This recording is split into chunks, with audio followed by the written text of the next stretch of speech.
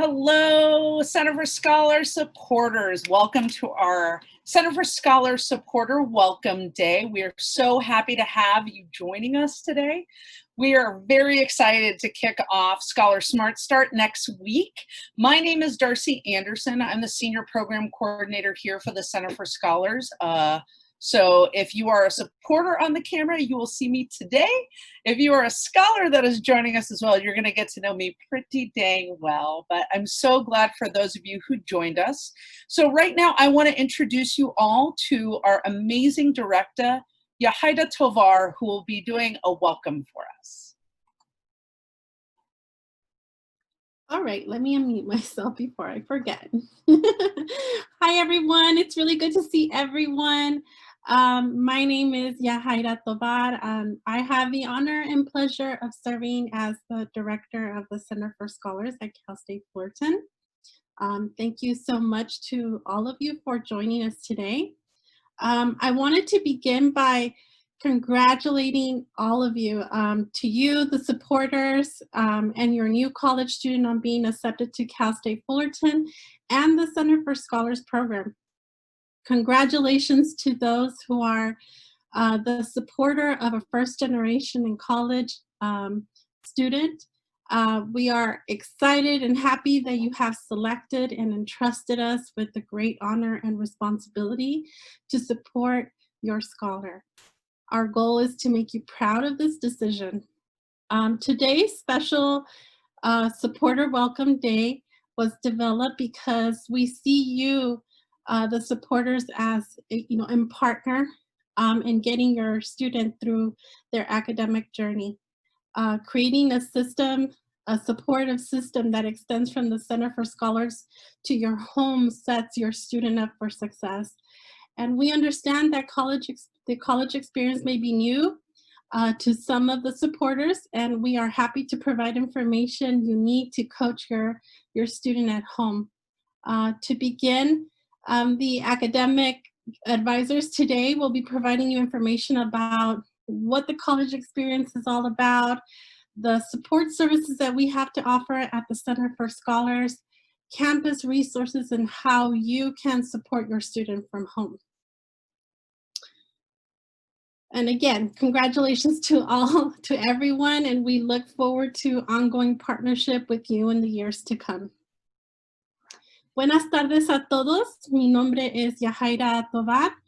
Tengo el honor y el placer de servir como directora del Centro para Académicos de Cal State Fullerton.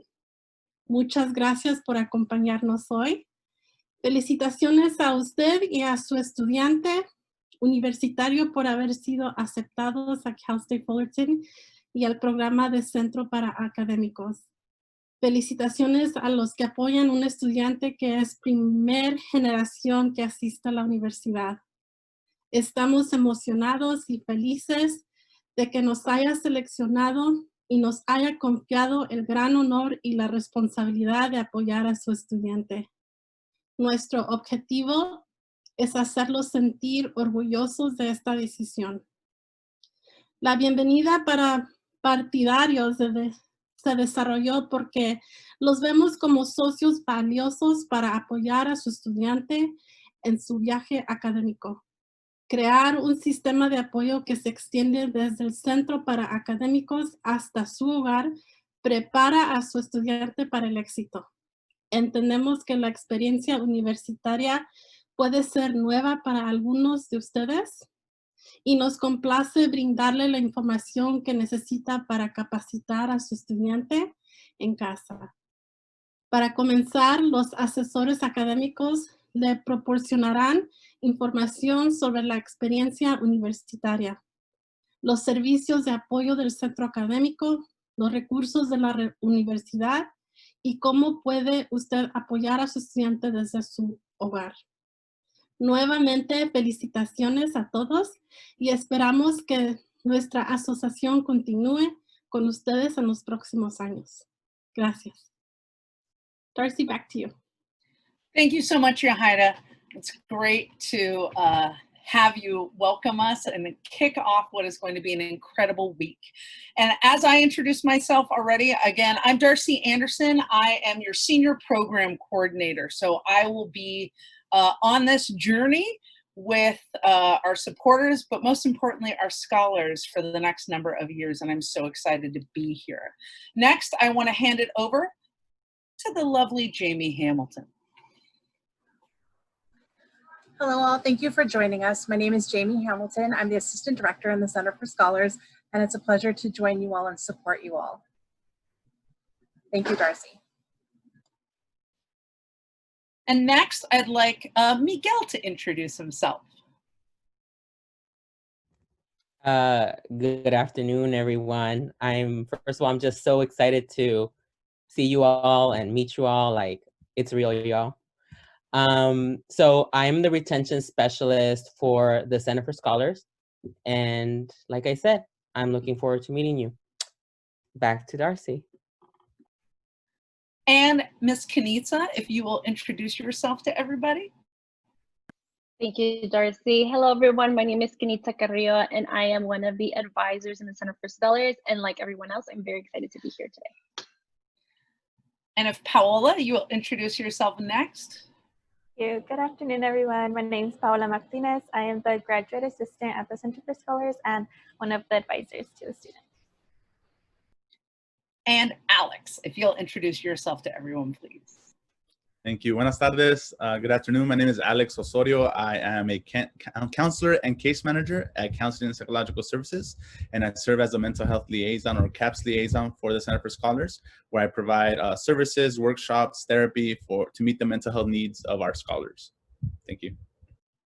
Thank you so much, team. So this is going to be the team that is going to be supporting our scholars. Woo! We do this a lot, everyone. You're going to get to see this a lot this week. These are ASL applause. So if you're excited about something, you can do kind of your jazz hands. That's what we do. We know that some folks had requested a presentation in Spanish. So Kanitsa is going to go ahead and handle the breakout rooms. So if you'd like to stay in this room for the English presentation, go ahead and just stay. If you would like to be part of a Spanish presentation, please put your name in the chat box so that Kanitsa can properly assign you to the room, and we'll be with you in just a moment. Thanks for your patience, everybody.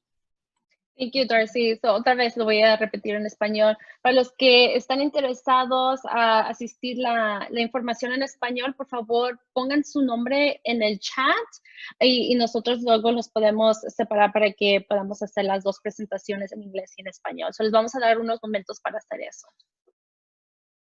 Y si ocupan ayuda o no pueden averiguar cómo poner el nombre en el chat, nomás digan, pueden hablar y nosotros podemos ayudarles con eso.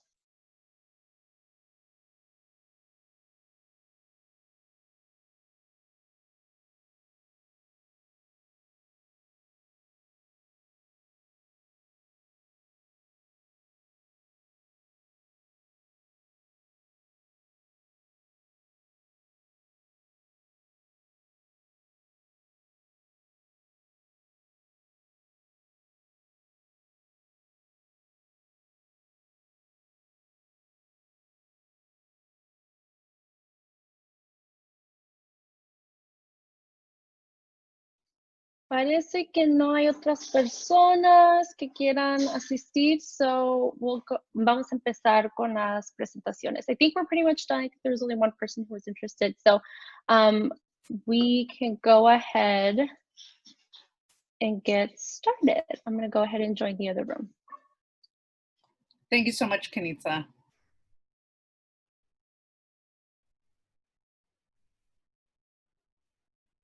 All right. Hi, everybody. It's great to have our slightly smaller room. So I'm going to go ahead and share screen. If you have questions as they come up, there will be time for questions at the end of the presentation. Myself and Paola will be giving the presentation this afternoon. We will, again, have time for questions. But if you're like, oh, I don't want to forget my question, or I want to make sure that this gets asked, please put your question in the chat, and we will make sure that it gets addressed. Also be aware that some of the questions that you might have may get addressed in the presentation. So if that happens, great, we hope so. But again, we're here to help support. So let's make sure that everyone can see my screen. And again, I'm going to give everyone a few moments to take this assessment. If you have not taken this assessment yet, please do so. Your feedback, both at the beginning and the end of this presentation, is really important to us because it helps us know what you need, and that's important to us here at the Center for Scholars. And you can use the QR code, or the link for this is in the chat as well. So I'll give everyone just a few moments to ensure that that is taken, and then we will go from there.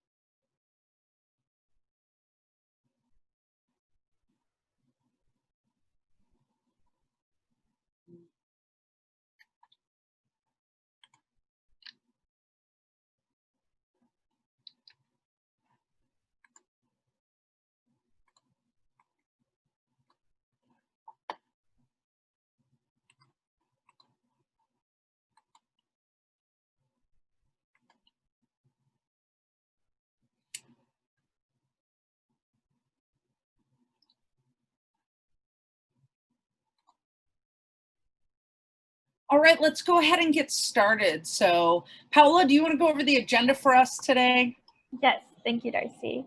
Hi, everyone. Again, I'm Paola, and this is our agenda for the day and kind of some topics that we'll be covering. So we already did our introduction of who we are as the Center for Scholar staffs, but we'll also be going over an overview of what the Center for Scholar is, our mission and goals, as well as some scholar roles and responsibilities for all of our incoming students. We will have an overview of what the Smart Start Week will look like for the students. And we'll also have a presentation by Alex Osorio, our CAPS liaison, as well as, like Darcy mentioned, questions at the end. Yeah, so we can get started. All right. Thank you so much, Paola. I am still working out this PowerPoint, everyone, so I appreciate your patience. We're still, you know, we've been virtual for a little while, but it is still navigating this virtual terrain as we do things. So our goals for today, goals for Scholar Smart Start Welcome, is one, we want everyone to understand the Smart Start program expectations and what Scholar Smart Start is really about. We also want everyone to understand the Center for Scholars program expectations, because being a scholar in the Center for Scholars isn't just, oh, I get to call myself a scholar, or the student that you're supporting gets to call themselves a scholar, but it is about the expectations, because they represent not only the center, but Cal State Fullerton as a whole. And then thirdly, what the expectations are as a Cal State Fullerton College student. And especially since we are in a differing time, we're definitely wish that we could all be in person. That would be so fantastic, but that is just not the way right now, as we're hoping for everyone to be staying safe and healthy. But we just want to have this overview, because whether we're virtual or in person, those expectations don't really change all that much.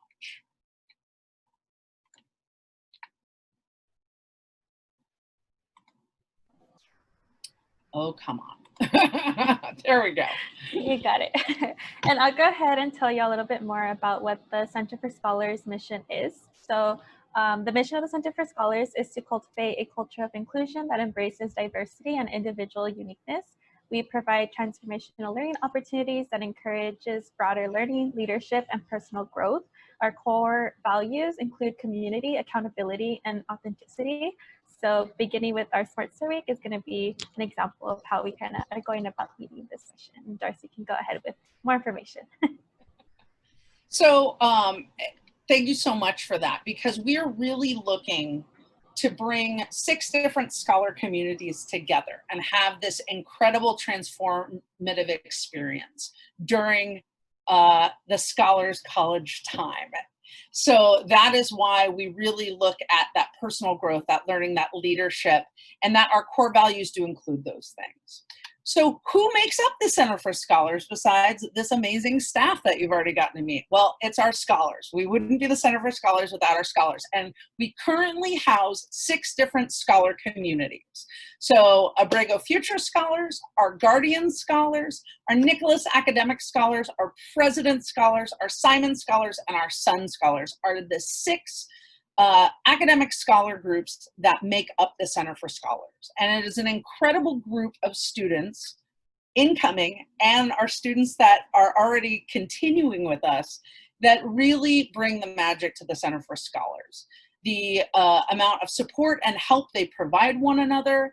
And again, we're going to be really working this next week to provide an amazing week of community and connection, even in this virtual time. Thank you. And so some of y'all may have questions like, what is the Center for Scholars? What do we do? What are the services we're providing? So here is kind of a list of the things that we provide students that are part of our Center for Scholars. So all the students are receiving advising and coaching. So we're our advisors, and we have our different caseloads, and your student will learn a little bit more about who their advisor is, and that'll be their go-to person. Our Scholar Smart Start is this week, so it's the onboarding experience where we really get to introduce our students to the center, to the staff, and kind of the culture and goals of our center. We have monthly meetings, which are the scholar group meetings. We have basic academic supplies, leadership opportunities, community building. We connect our students to resources on and off campus when necessary. We provide professional development, community service, social engagement. And so a lot of the things you can kind of see right there is community, engaging, and togetherness. So that's really what our goal is as well for this week. We do graduation recognition. So at the end of your scholars experience with us, we really get to celebrate them and their success as a center and as a scholar and part of our center. So we provide them graduation support. And once we're in person and we get to all be together, our center does provide free wireless printing for students. We have a computer lab on campus where they can take breaks, do assignments there. We also have a study space and some snacks. So these are some things that in the future, once we're together on campus, hopefully we can all take advantage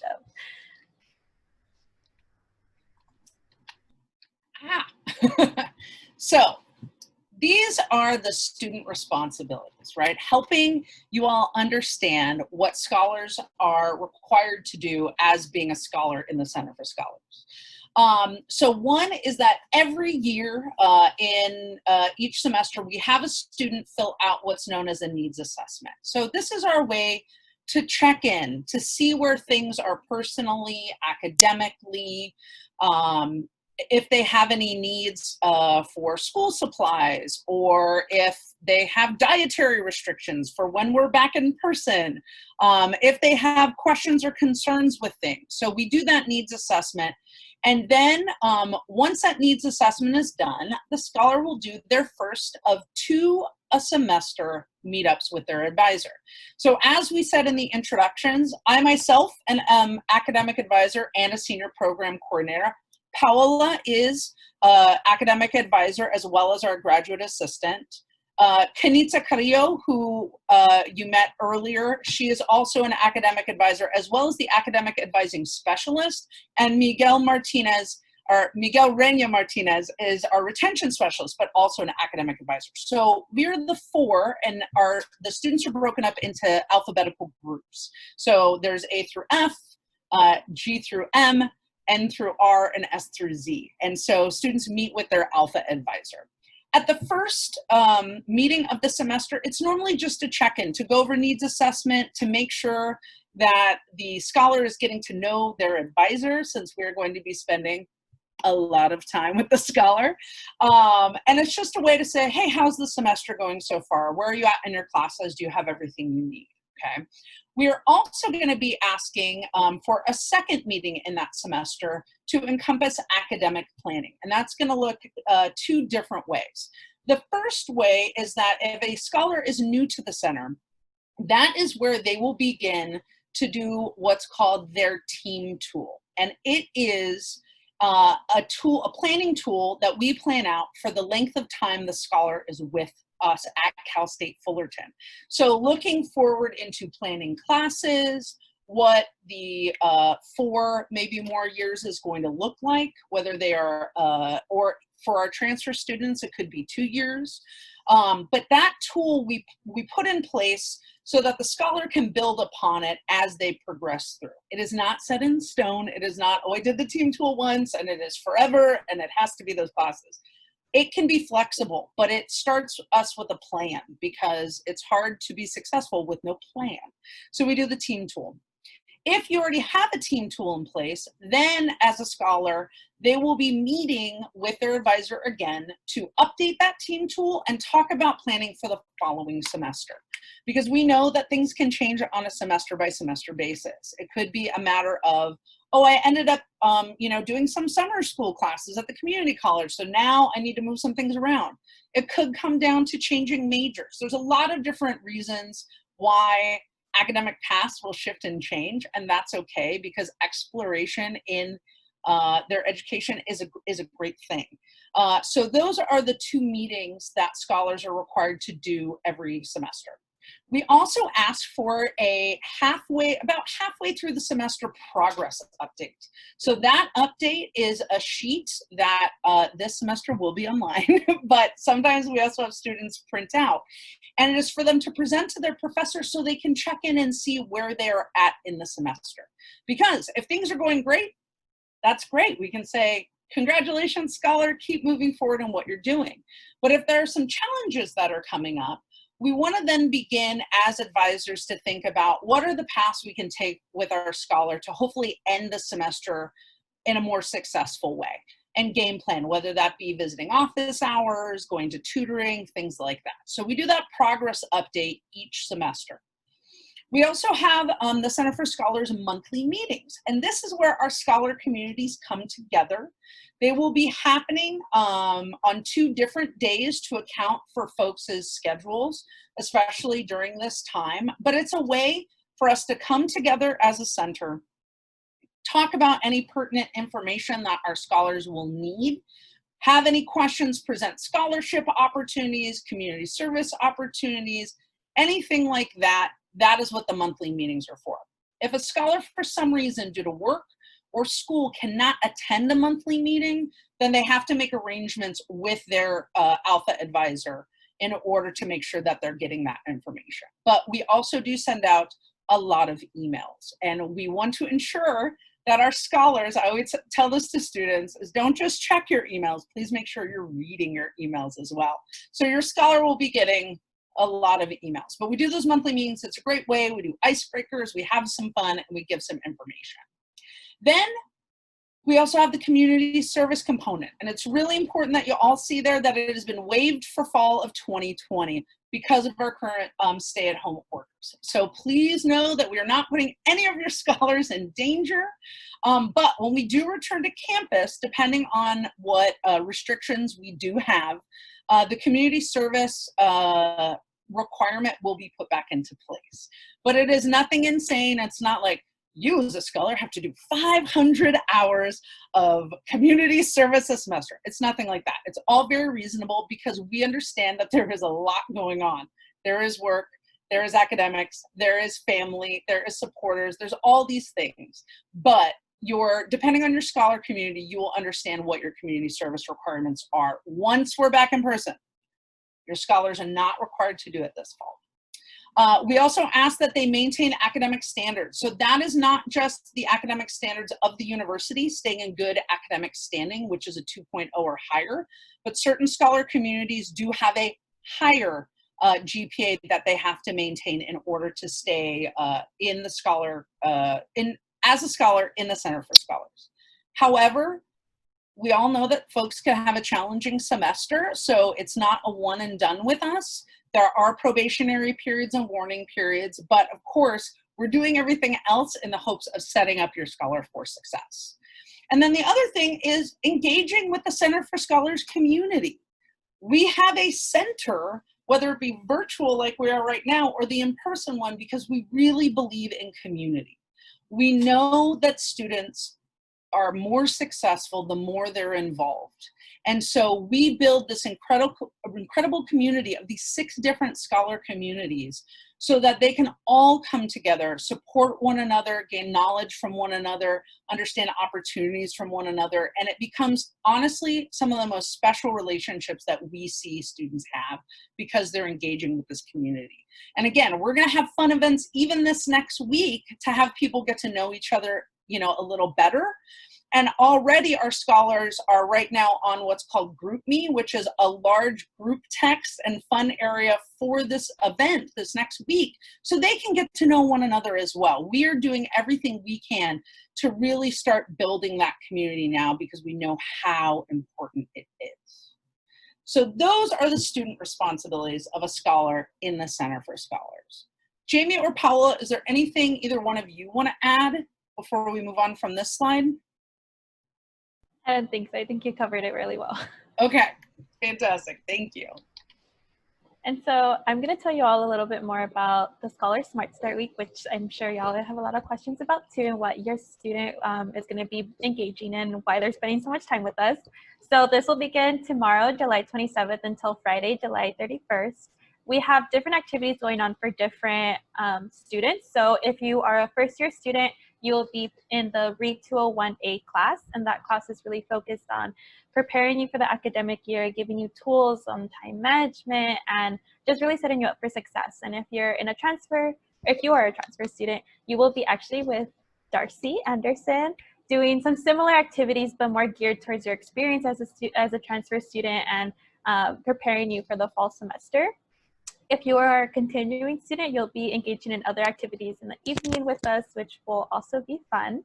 So like we said, one of our missions goals is personal and professional development. So a lot of the activities that the students are going to be engaged in with this week are geared for personal and professional development. There's going to be presentations from the Career Center. There'll be presentations by Alex, our CAPS liaison, for that personal development. So there's going to be a lot of opportunities for them to learn. We'll have, of course, like Darcy mentioned, community connection. We really can't wait to get to know y'all a little bit more, and that'll be further assisted through our fun activities in the afternoon and in the morning. They're optional, but of course, you're more than welcome to come. Darcy has planned some really great fun and intentional activities where you all can kind of get to know each other a little bit more outside of the workshops and all that fun stuff. Is there anything else, Darcy, you want to add to that? No, I think that's good. That's a good coverage. I think this is going to be a really good week. We can go into more details if people have questions about those, but I think in general, like, you covered it really well. Thanks, Paola. So let's talk about some of the topics that are discussed during Scholar Smart Start. So one, students, whether they are a brand new student or a transfer student or even a continuing student, reading and understanding course syllabi is really important because in the university setting, it can look very different than the high school setting or even the community college setting. We're also going to talk about time management skills. And I'm sure that all of us have learned about how time can definitely get away from us when it seems a little bit the same. I think I just saw one of our participants go like, oh, I need some time management skills. So we'll be doing exercises and discussions around that. Information about general campus life as well, because one of the great things about Cal State Fullerton is that I refer to it as our city within a city, because there is about 40,000 students and about 4,000 staff and faculty in our city within a city. So we work to provide that information so our city within a city can feel small, and you can find your small towns and villages within that city within a city. So we've got resources that we can provide, other connections, and that's why, as Paola was mentioning, some of the workshops that we'll be bringing in is so that our scholars know that the Center for Scholars is not an island they're meant to stay on and not venture out from, but it is a little town within this larger city.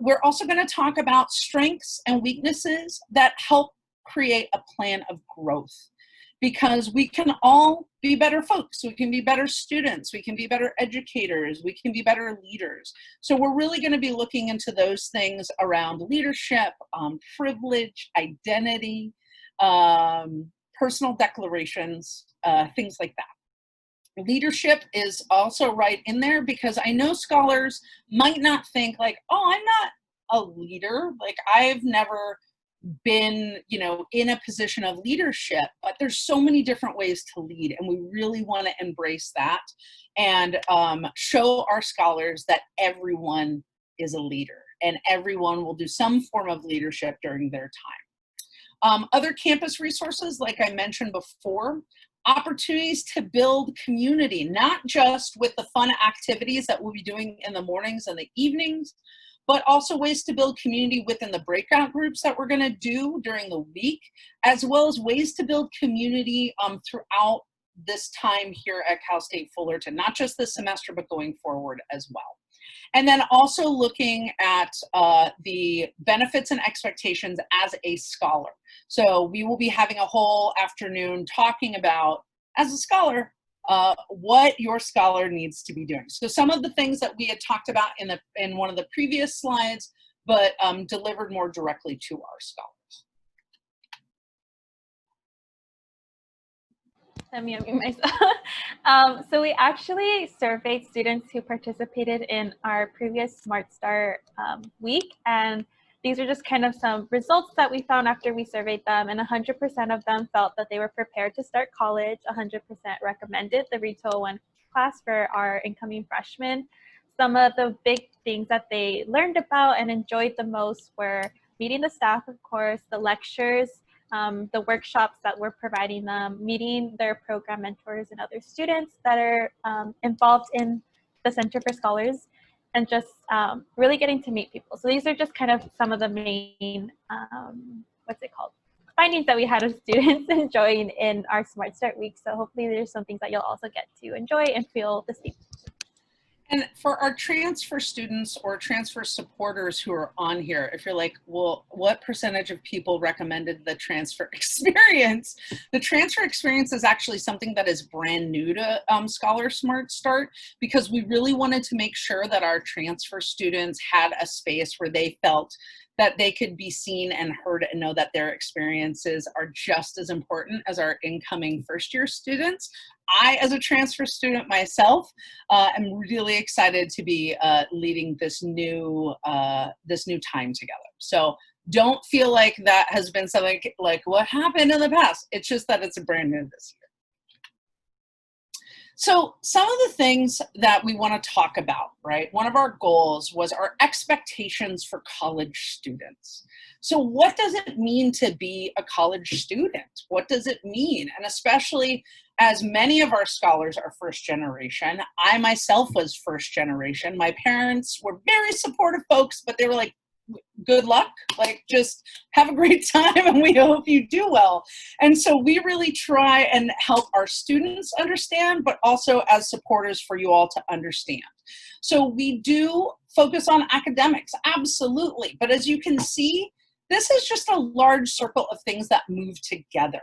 It is not something that is, academics are not the center, because we have found that if students only focus on academics but don't focus on a lot of the other things that we work on, they get burnt out and they don't do as well. Because it's all about this balance, right? We talk about that so much, work-life balance, right? You hear it all the time, but really what it is a work-life negotiation.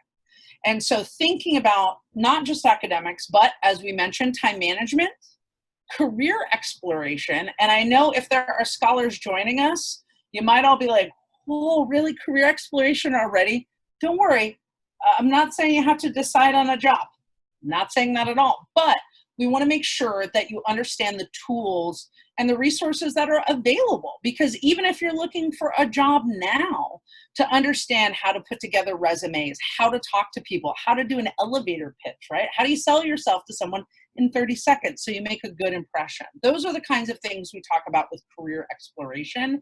It's not just a matter of pick a job and tell me which way you're going to go. It's not like that. We have a lot of different services offered. Jobs and internships. Because I will tell you all, those of you supporters who have had an internship in the past know that the best way to test out a career field is to have an internship. Because at the end of that internship, you can say, wow, I'd love to pursue this more. Or you can say, this is maybe not the fit for me, so now I can check something else out. But we also have job searches and internships within the campus. Clubs and organizations. We want your scholar to be involved with us. Absolutely, 100%. But we also want them to branch out into things. Within the Center for Scholars, we actually have 2 organizations already. The PSSA, which is the President's Scholars Student Association, and the GSSA, which is the Guardian Scholars Student Association. But that is 2 of hundreds of clubs available to students on campus. And the scholars will be learning about Titan Link and how to get involved and investigate more clubs and organizations on campus, because those organizations can be tied to academics. So organizations tied to majors. You can have organizations tied to faith, organizations tied to culture, to interest, all kinds of different things. So again, it's another great way to stay tied into the campus community. And again, the more tied in students are, the better they do academically. Also looking at connections to community. And so not just the community on the Cal State Fullerton campus, but looking at the community at large, right? We're in a time and a space right now where we see how certain people's actions affect larger parts of the community. And so we want students to really understand their leadership and their positive contributions in communities, either that they already are in or that they are going to become a part of, and how important those things are moving forward in life. And then also, as we've mentioned before, connection to campus resources, because nobody is alone in this journey. There's not just the amazing team of us on the Center for Scholars, but there are so many campus resources. So all of these things work together, but is everything that we expect of our students and our scholars, because these things are all important and they all play on one another. So FERPA. So this is the Family Educational Rights and Privacy Act. You'll learn a lot more about it. If you're a student, you probably had a little introduction to this already and kind of a little virtual workshop on what FERPA is. But for the supporters, FERPA is actually a federal law, and it protects the student's educational records and prohibits Cal State Fullerton from sharing student information with anyone other than the student. And so this protects the students' records like their FAFSA, their grades, and other educational records. I don't know if there's anything else you want to add, Darcy or Jamie, about FERPA, but it's mostly just about protecting the privacy of the student.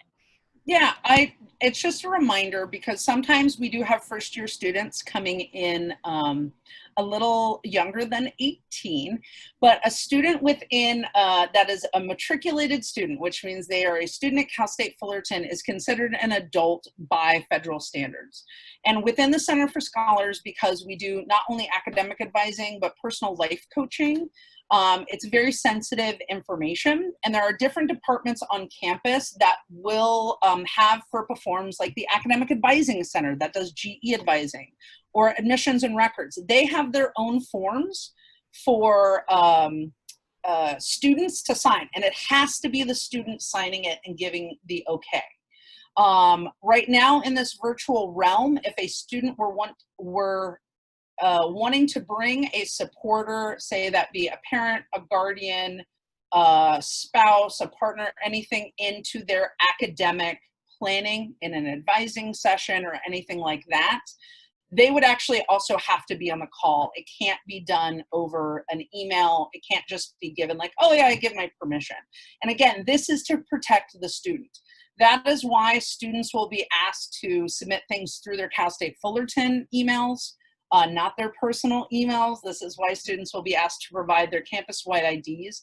Again, it is about protecting students, and especially because of the fact that we do have some more sensitive scholar communities, we really want to make sure our scholars are really protected. So let's talk about supportive relationships a little bit.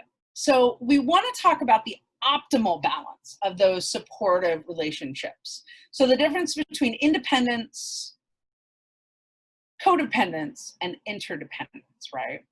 So for us in the center, as the team, as the support crew, we are doing our best to create that interdependence. Because too much independence is just like, I'm doing it on my own. I don't need any help. Don't need my advisors. Don't need these resources. Don't need this community. But then a lot of isolation and usually not a lot of academic success. Then we have the other end of the pendulum swing, right? Which is, well, can you do that for me? Can you, like, everyone's always done things for me. Like, I don't do those things, or my supporter always did that for me. Why can't you enroll in my classes? Why can't you contact that professor for me? Why can't you turn in that form? We want it right in the middle, right? Where we're here to help, absolutely, but we are also here to empower. And that is one of the biggest things that we want our students to feel is empowered. Will we intervene when it is required? Absolutely. That's what our job is. But we are not here to take the place of supporters. We are not here to create deeper codependence. We're not here to create deeper isolation. We're here to create that beautiful balance of interdependence so that the student and our scholars can feel like they have the help they need, but they are also given the push when we need to push them. And again, always done in loving, caring ways, but making sure that they know that they are the student, they are the scholar, and their empowerment is there. Jamie or Paula, do you want to comment on that? No? All right. No. Perfect. And so now we're going to have a presentation by Alex Osorio, our CAPS liaison, about what his role is with our students. Thank you. Good afternoon. Let me go ahead and load up my presentation here.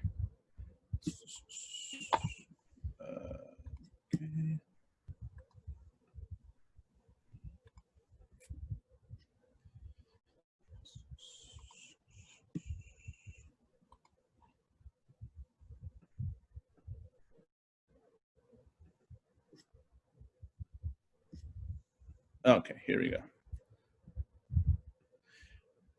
Okay, good afternoon again. My name is Alex Osorio. I'm a counselor case manager at CAPS, which stands for Counseling and Psychological Services. We are the department on campus that offers and takes care of the needs of our students in terms of mental health. So we offer therapy, individual counseling, group counseling, workshops on different things like stress, mood, and sleep, and so on. So I'll touch a little bit more about those services, but I'm here to just talk to you all supporters about the services that we offer and how important it is to encourage your students to seek out the services if they need them. As you can see here on the title page, transitioning to college is very, very hard. Students begin to take on the process of adulting, paying their own bills, maybe living in their own space, having more independence. So we are here to help students overcome some of those barriers and challenges that may come up as they are transitioning to become a little bit more independent and to enter university, okay? At the bottom, I wanna note that all services that we provide at CAPS are covered by the student health fee that students pay every semester. So for example, this summer semester, I believe the fee was a little bit over $88, and that covers their services for medical and for CAPS, so counseling and the health services for the entire semester. So I'm gonna go ahead and go to the next page.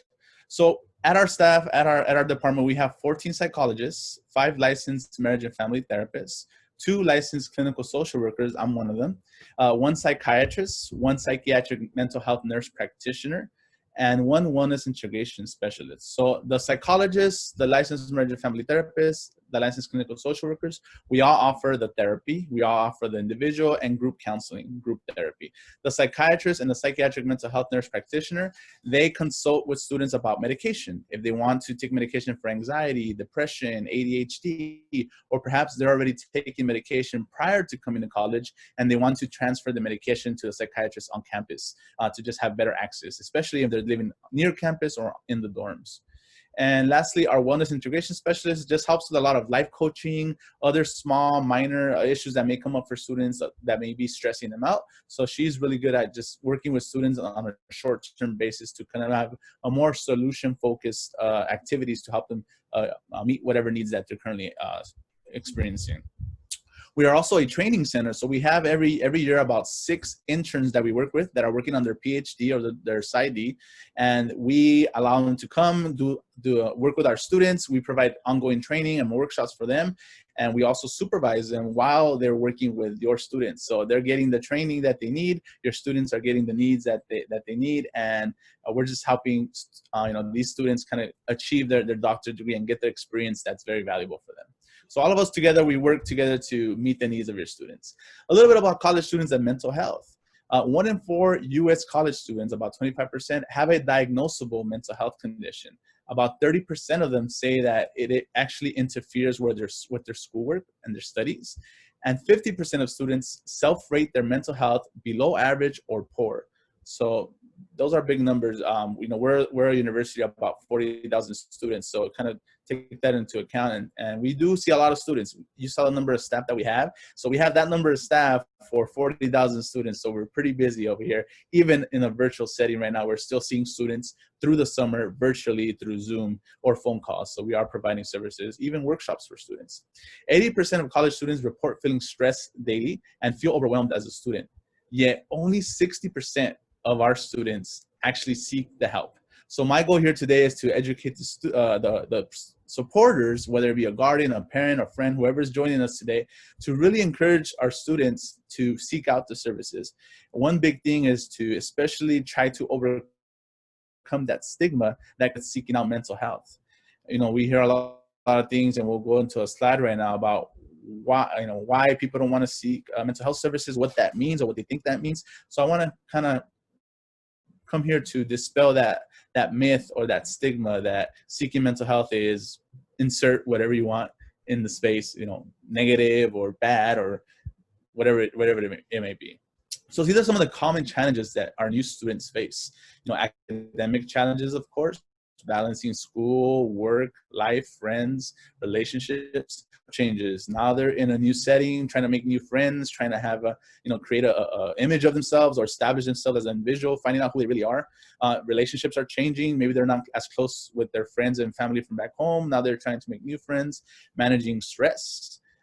They have more freedom, but with that comes more responsibility. So they're trying to manage that. I already talked a little bit about life and work balance and family. Developing self-esteem and confidence. So a lot of our students are entering a new environment where they are facing new challenges, and they're probably going to fail a lot more often than they used to. A student may come in from high school used to getting a 4.0, and all of a sudden in college they're getting a 3.7, and it's like they're stressing out. So we'll help them cope with that and just hear them out, validate their emotions, validate their feelings, and help them come up with a plan to help them get to where they want to be. And also developing personal values. So we do a lot of values exploration, self-exploration, self-worth, self-love, being more aware about themselves. And so we do a lot of that work with students to help them kind of identify who they really are and have their true selves develop and come out as their students in college. So here's a little bit on the stress curve, just to kind of show some of the stuff that we do. A lot of our students come in because they're stressed. So as you can see on this curve, stress is not necessarily bad. If you look on the left-hand side where the green is, if you don't have any stress or too little stress, you're kind of unmotivated, like, I'm not stressed out, I'm just hanging out, I'm not gonna do much. You're kind of laid back. As you start getting a little bit more stress and move to the right, to the yellow section, you start maybe getting a little bit more motivated. You start establishing goals for yourself, and that's giving you a little bit of stress, a little bit of a push to kind of keep working harder. But there's that tip at the top, that tipping point where if it becomes too much stress, then you start getting exhausted, you start getting anxiety, panic, anger, and if you have way too much stress all the way at the right, on the red, then you can burn out. So we try to teach a lot about balancing your stress and coping with your stress so that you're like right in the middle, right at that tipping point where you're being super productive and effective, and you're able to balance the little stress that you have and not let it become too much. So this is something simple that, when you think about mental health, sometimes mental health just means students coming in to learn how to deal with stress. And that's something that a lot of our students face. So we do see a lot of students for that. And this could be the same thing for anxiety. Anxiety or worry can be a good thing because it motivates you to make good decisions, to not jump to decisions or conclusions really fast. So it kind of goes along the same way with anxiety. So here again are some of the common issues that we see.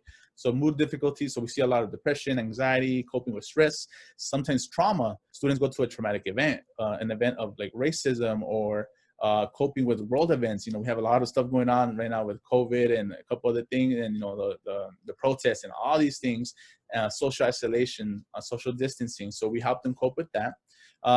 Sometimes death and grieving. Sometimes it happens that our students lose a loved one, so we help them cope with that. Eating concerns, confidence and self-esteem issues, perfectionism, you name it. These are all the things that we help students with, and there's much more. There's a plethora of other issues or challenges that we help our students with. So here are some myths and stigmas that we usually see our students facing. And sometimes they get these messages from the media, from our family, our culture. We get them from our friends. We get them from TV, whatever the case may be.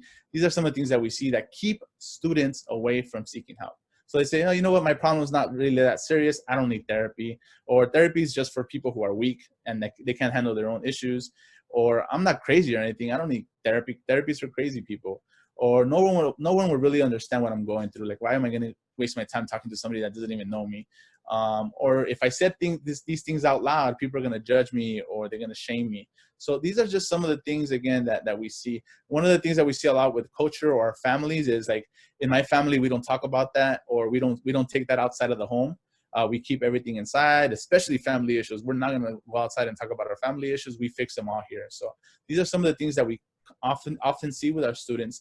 And sometimes I wanted to talk to the parents or to the supporters about it, because sometimes us as supporters, maybe we might be saying some of these things that we don't even know is keeping our students from really seeking help. So I want you to be aware of how we communicate with our students, what we say to our students about their mental health, about their struggles, about their challenges. They're going to be challenged a lot as incoming freshmen or transfer students just coming to college, Cal State Fullerton. There's going to be a lot of challenges. And we want you all to know that you play a big role in helping our students maintain a balance in school, work, life, and just so they can help their overall mental health and overall wellness.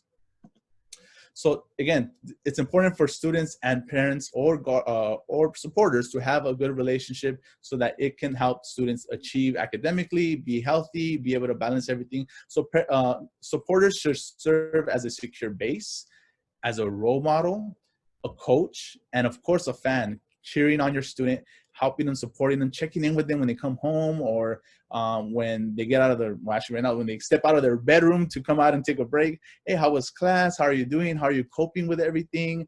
How are your professors? Do you like your classmates? Just gonna check in. And I know, and students, if we have some students here, be open to talking to your parents as well, because sometimes we think we're grown up and like, oh no, I don't need to tell them all that. But be open to talking to your parents as well. And if you need help, ask them for help. So what to watch out for, and I want to preface this with some of these things are going to happen just because our students are starting college. So maybe they are going to have sleep changes. They are going to kind of start behaving a little bit more weird or a little bit more, you're going to be a little bit more stressed out. So you might see them behave differently or have more emotional feelings coming out that you never saw before. They're going to isolate maybe because they have to be stuck in front of the computer doing work. So these are some things to kind of keep an eye on, but I want to say at the same time, don't get too alarmed by it, because these are also normal for students that are starting college for the first time or transferring to a new university. So just take a look at it, ask questions, check in with them, like I said earlier, but just keep an eye on some of these. So here are the services real quick. I got about a minute left. The services that we offer at CAPS. So we have individual short-term counseling. So we do 4 to 6 sessions. If students need more than 4 to 6 sessions, then we help them find a counselor in the community so they can keep going for a longer period of time through their insurance. And we also have low cost or free counseling in the community that we can connect them to. We have different group counseling on grief, students that identify as LGBTQ. We have groups for self-care. We have a plethora of groups. Every semester they change depending on what the therapists want to do, but we have those available. Those are unlimited, so those aren't short-term. We have psychiatric services, like I said, consultations if they want to take medication, or if they want to explore or talk to somebody about medication, we do that as well. We do case management, which is one of the things I do. So we connect them to services off campus or on campus if they're needing some kind of financial assistance, food inequity issues, other long-term counseling, couples counseling, we connect them to that. We have workshops that we offer. Right now, we don't have them in person, obviously, but we do have the handouts on our website, on the CAPS website. And we actually have 2 of these workshops, stress and mood, recorded on video so students can see those. We do different outreaches on campus, tabling events during orientation, during random times of the semester, just to kind of put ourselves out there and show students that we have services available to them. And we collaborate with other partners on campus as well, clubs, fraternities. Different professors ask us to come into their classrooms and talk about test anxiety and managing, depression, or how to, just a number of different topics that we are asked to come and to talk about on campus. And lastly, we have crisis intervention. So we have students can come in at any time between 8, right now it's 9 to 4. If they're just feeling like they need to talk to somebody, they're feeling stressed out, they're feeling in distress, they can call this number that they see right here. That's our office number, 657-278-3040. So they can call that number between 9 and 4, and there'll be a therapist there to answer the phone during office hours, working hours. But that number is also 24 hours. So after 4 o'clock, we pass that number on to our protocol number, and there still will be somebody there to answer the phone in case students need to talk to somebody. And then that information is then given to us the next morning, the therapists that come in the next day, and we follow up with the student if needed. And here's a phone number for the suicide prevention hotline that we also provide to all of our students in case they ever feel like they're having thoughts of self-harm or just feeling really down, hopeless. We encourage students to have that number at hand in case they ever need to use that. And if there's ever an emergency where it's very critical, we always tell them call 911 or go to the nearest ER. So how do you access services? You call that number again that I said, 657-278-3040. You can make an appointment for therapy, case management, or psychiatry.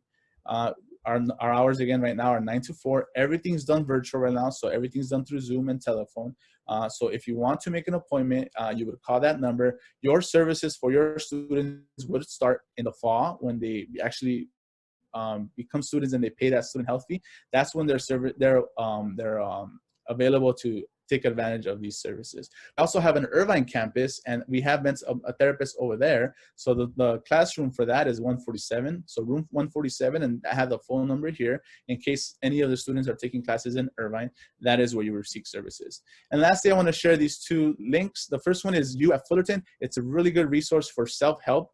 Articles that you can take assessments and quizzes to learn more about where you stand in terms of wellness and mental health. And they have a lot of good information to kind of just learn to cope with a lot of different things on your own. And the last one is our website. So you can click on that website and just learn about all the resources that we have available. All right, so I'm going to leave this. I know we're going into questions and answer overall, so I'm going to leave this to them. So if you have any questions, please go ahead and put them in the chat and we'll get to them.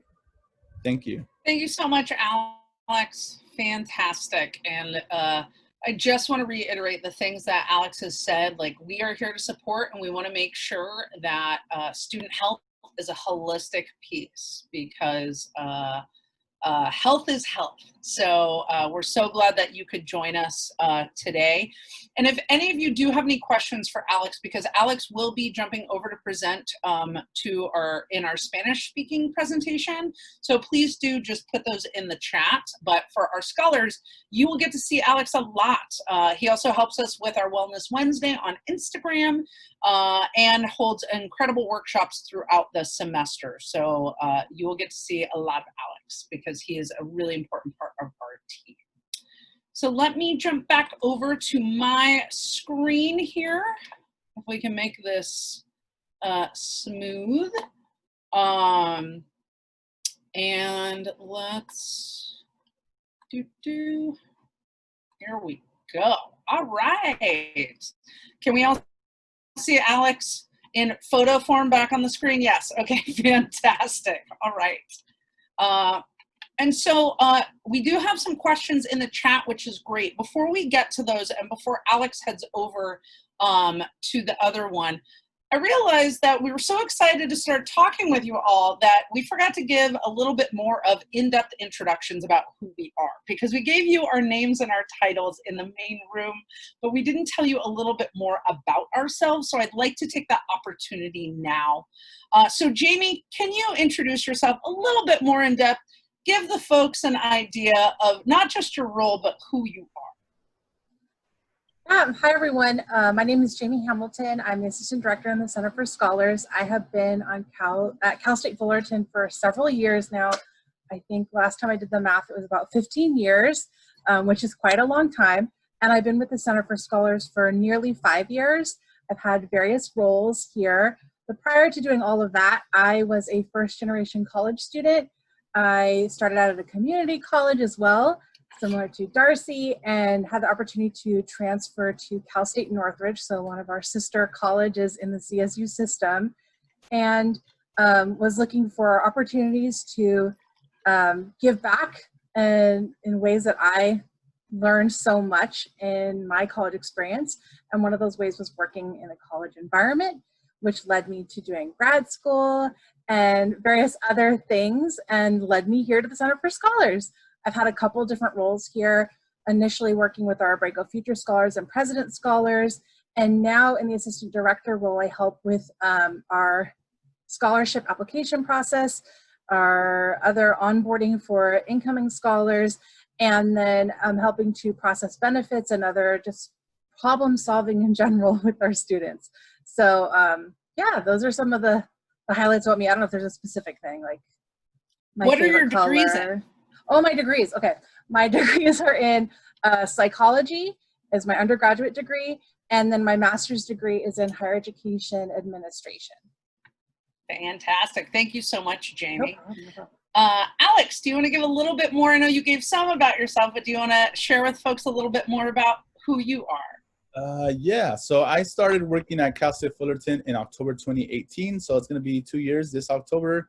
I come from a background where most of my work was working with teenagers in juvenile probation facilities. So I worked at juvenile hall, camp, group homes, placements, a lot of gang-involved youth. So that's been the majority of my work, working with a lot of gang-involved youth. This position came up about 2 years ago almost, and I was intrigued to work with college students.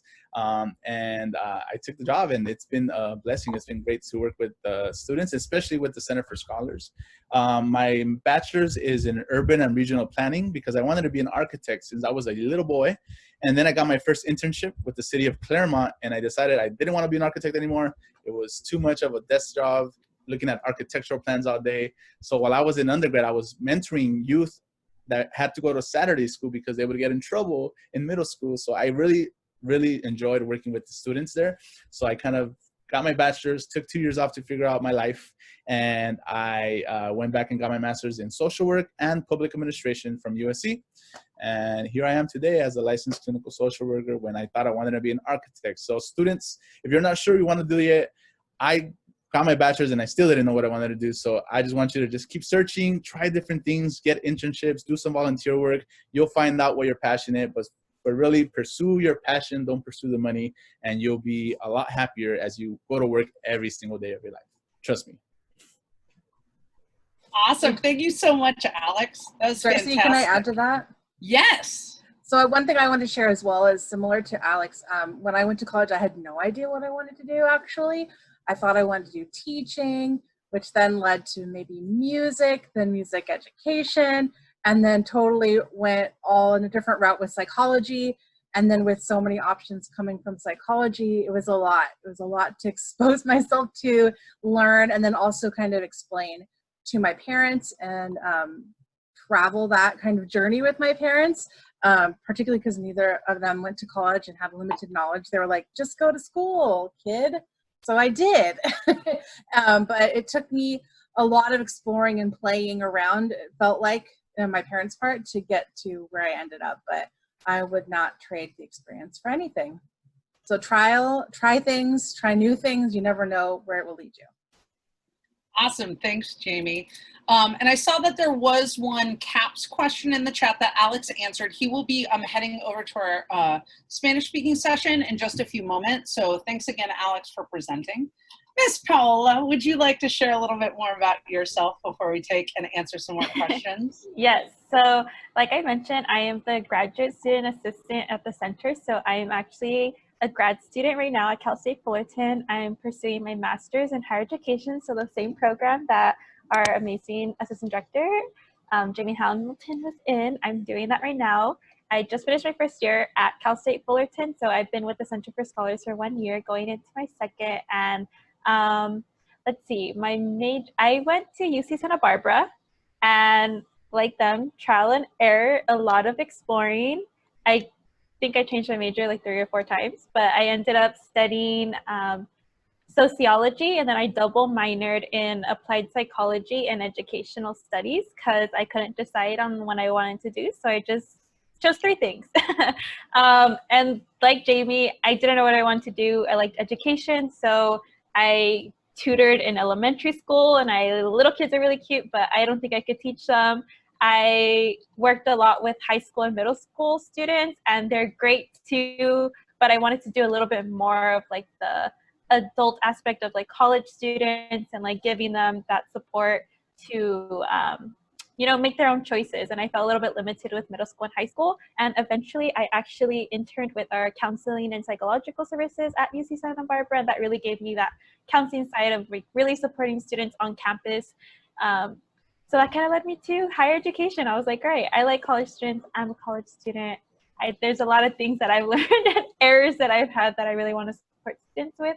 So that's a little bit about me. I do advising on the Center for Scholars. So if your last name is N through R, that is me. I will work with you more, and you'll get to know me a little bit more too. Awesome, Paula. Thank you so much. So I guess that leaves me. So again, I'm Darcy Anderson. I'm the Senior Program Coordinator. I've been on the Cal State Fullerton campus working. I come from academic advising, so I know a lot about general education advising and a fair amount about major advising. I started as a grad assistant. My undergrad degree and my master's degree are both in American Studies. And for those of you who are like, what is that? Because that's usually what people ask. It is the how and why of American history and culture. So I understand a lot about the root causes of things. My breadth areas are ideals and institutions, race and ethnicity, and gender and sexuality. And I also do a lot of work around grief and loss. So all kinds of different directions. But I am also a first-generation student. I'm a transfer student, and I'm an adult returning student. So I went to community college right out of high school, but because of financial constrictions, I was not able to go on to a 4-year. And ironically, even though my mother worked at a high school and I was in a good high school, nobody talked to us about financial aid. So the idea of going to a 4-year university was kind of off the table. So once I finished my Associate of Arts degree, I took time off and lived some life and had a lot of jobs. So if anyone has questions about coffee or jewelry, the publishing industry, comedy, come talk to me. I have some answers about those as well. But I decided finally to come back to school. And so I started as a film major in community college, just since we've all talked about some different paths. When I got to Cal State Fullerton, I was a communications major, but I ended up in American Studies because I fell in love with it. And I really honestly believe as an advisor that all majors are good majors. It's just about if it's the right major for you, because the name on the degree or the degree name does not have to match the job, because y'all, I'd be out of a job if I was waiting for an American study or job, because that job just doesn't exist. So I finished up my undergrad, and then when I started in my master's, I started working in the Academic Advisement Center, eventually became a full-time academic advisor, and I'm the former coordinator for the Fullerton Finish and California Promise programs. But during my time, I started holding allyships, a lot of the allyships with which many of the other folks in our center hold. So I'm a VetNet ally. I work with veterans and their dependents. I am an LGBTQ safe space ally. And what got me to the Center for Scholars eventually is the fact that I am a foster-friendly ally. So I started going on different excursions and events with our Guardian Scholars. And when the opportunity came up to become the Senior Program Coordinator, I jumped on it. And so I tell students all the time, as much as the center chose me, I chose y'all as well. I'm real goofy.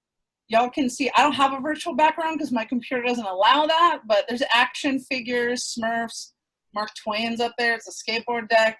My on-campus office has a lot of action figures, Funko Pops, for those of you into that.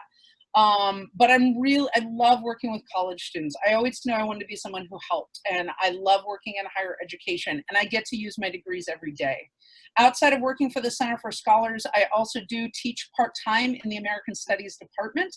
So supporters, if you're all like, who's this lady who's teaching the transfer experience? Oh, I teach, I promise, I do. So that's a little bit more about me and the rest of our amazing staff. And you'll all get to know Kenitsa and Yahida and Miguel more throughout the time. So we just wanted to give you a little bit more of an intro. And now if we can get to some of the questions in the chat, let me take a look at things here. Do you want me to read them out to you? Yeah, that'd be great, Jamie. I appreciate that.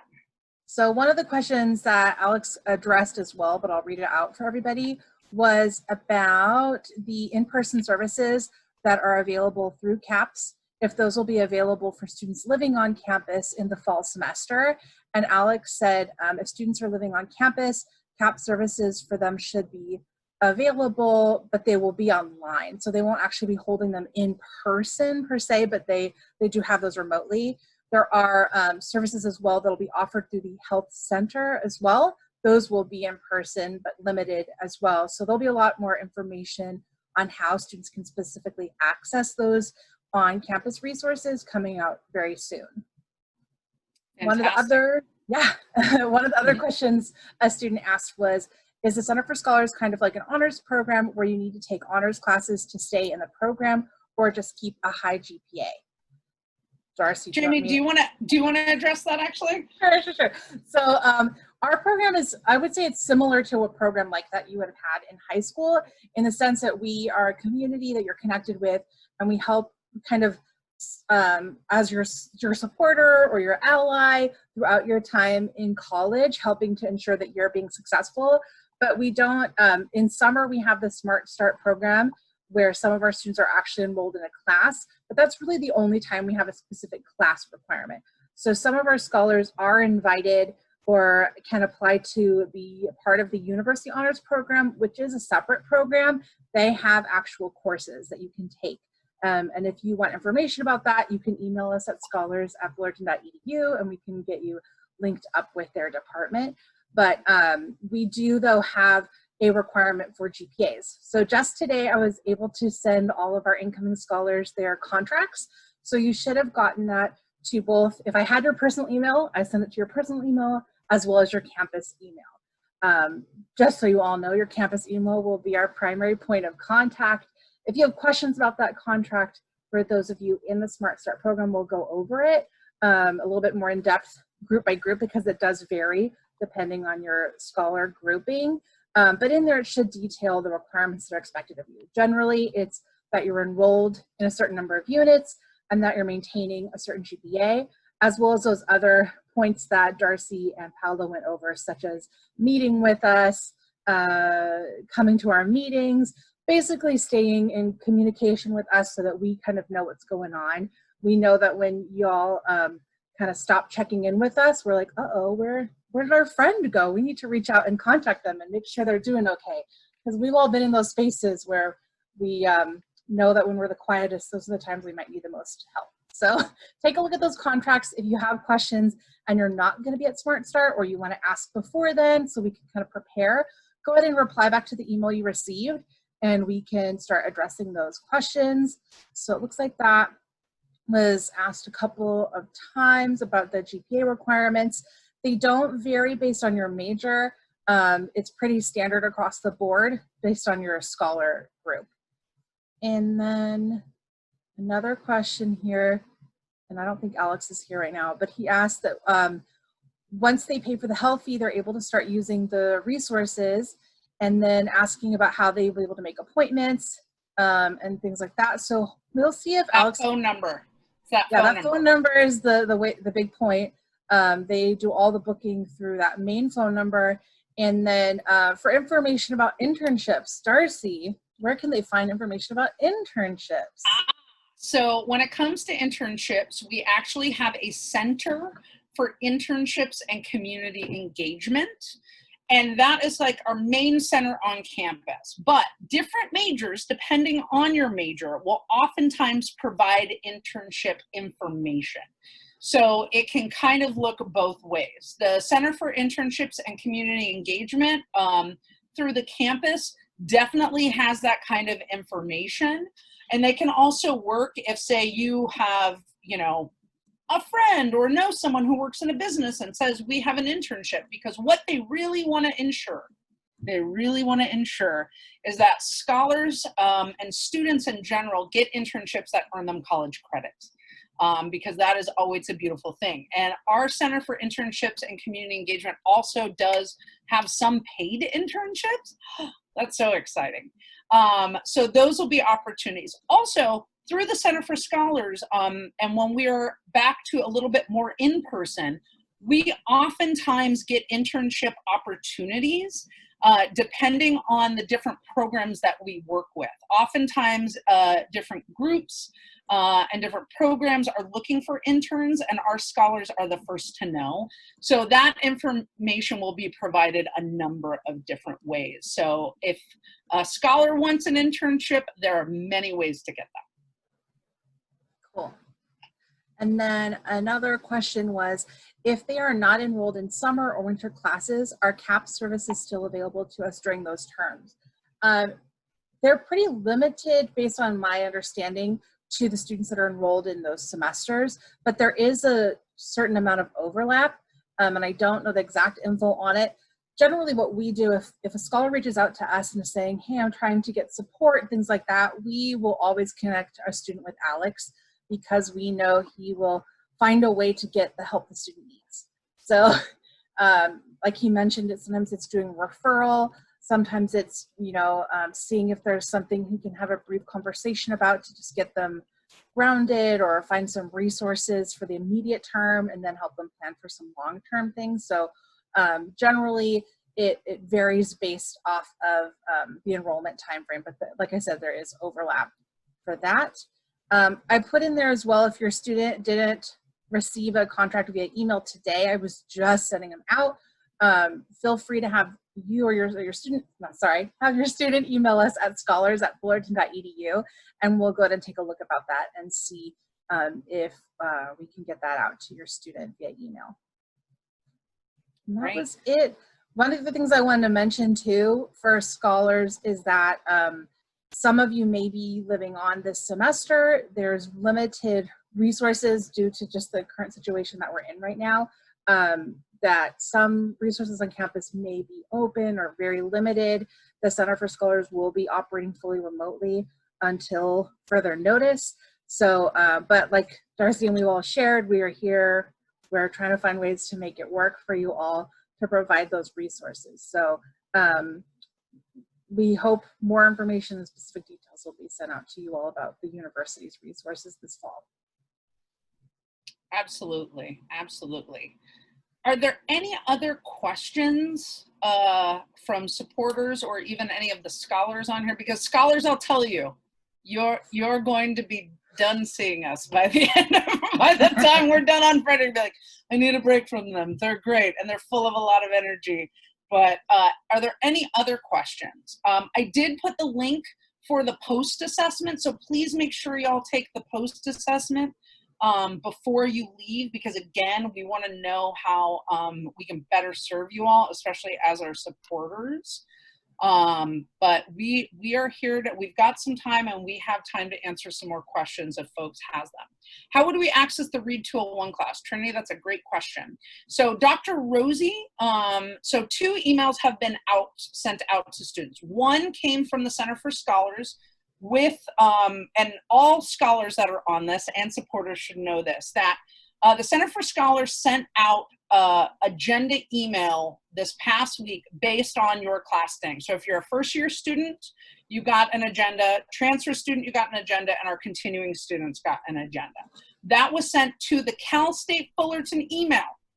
If you do not know and have not accessed the Cal State Fullerton email, I really recommend that you find that this evening, because you've probably missed some other emails, because not everything, even if you're starting to see things in your Gmail or your Yahoo or something like that, not everything gets forwarded to that. The Cal State Fullerton email is the main email. So those agendas were sent. Dr. Rosie, who is teaching the Read 201A class, also sent out an email on Friday letting the students know about the Zoom link that they would be using to access the class. For my first year students, they will have two links. One is the Read 201A class, and then the other Zoom link is the link to access everything else, our mindful mornings, our fun evening activities, and most importantly, our afternoon workshops. So please look for those, and if you did not find those, please email scholars@fullerton.edu. So that is how you access the Read 201. For my transfer experience students, the agenda that Kenitsa sent you will have the Zoom link at the very bottom, so you need to open that attachment because the agenda is in the attachment and there's the Zoom link. But I will be sending out an email tonight to the transfer students as well. I see a question here about the release of liability form. You don't understand it maybe right now because of the fact that we're not in person, but because we are a center and we do things in person, we have to provide that. Jamie, can you speak a little bit more to that? Yeah, for sure. So the one that was specifically sent to our scholars with their contracts was a release of liability, basically stating that you are understanding that you have volunteered to participate in this program and that anything that happens during the program, generally this is like for physical type of harm. So like if you sprain your ankle running around or doing activities like that, we would have this form signed. So we're doing it anyway, just because it's our standard practice every time we have students gathering and doing events and activities. One, so you all would just get used to the fact that sometimes we ask you to fill out a form. But two, in case we don't know, it's our first time doing this program fully remotely. So we want to make sure that we asked and received that form if needed. It is, there is a lot of legal language in that form for sure. It's a very many pages.